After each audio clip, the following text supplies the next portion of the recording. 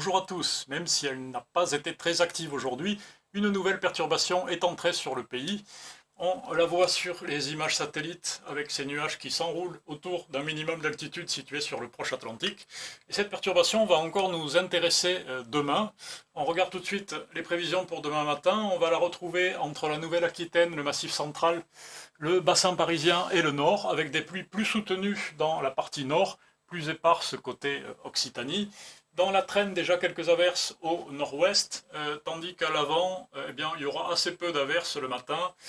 Les éclaircies seront plus belles près de la Méditerranée ainsi que sur la façade est, et notamment entre la région PACA et la Corse.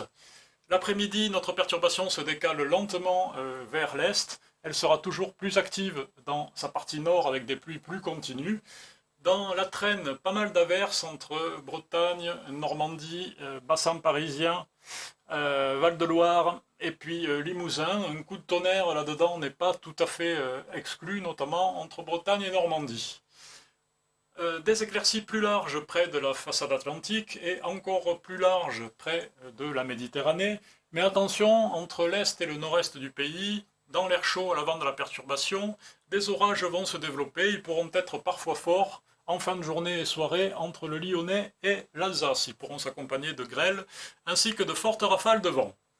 Côté température, eh bien, il fait assez frais le matin dans la Trenne. Sous les nuages de la perturbation et à l'avant, c'est plutôt de saison, voire un petit peu au-dessus dans le sud-est, avec notamment pour Nice et Marseille, le thermomètre ne descendra une fois de plus pas en dessous des 20 degrés. Pour l'après-midi, là c'est souvent inférieur au normal de saison sur une large moitié ouest du pays, sous la perturbation et dans la Trenne. Et puis à l'avant, c'est là que l'air chaud résiste, avec un maximum de 32 degrés pour Nîmes, Lyon et Grenoble. Pour vendredi, maintenant, c'est plutôt un assèchement qui va se produire. Le temps perturbé va remonter vers les îles britanniques et sur la France, c'est plutôt un anticyclone qui va se développer. Donc un ciel souvent variable, mais généralement sec. À noter Mistral et Tramontane qui se lèvent. Pour samedi, c'est un temps nettement plus chaud, avec certes pas mal de passages nuageux près des côtes de Manche, mais ailleurs, le soleil va dominer largement.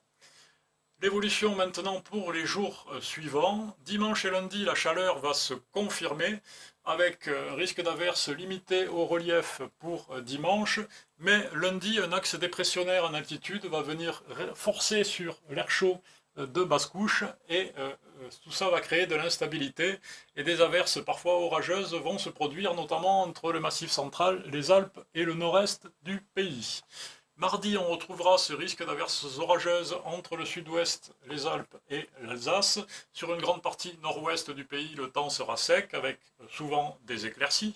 Le Mistral et la Tramontane se lèveront de nouveau. Et puis mercredi, le risque de précipitation régressera et se limitera à proximité des reliefs.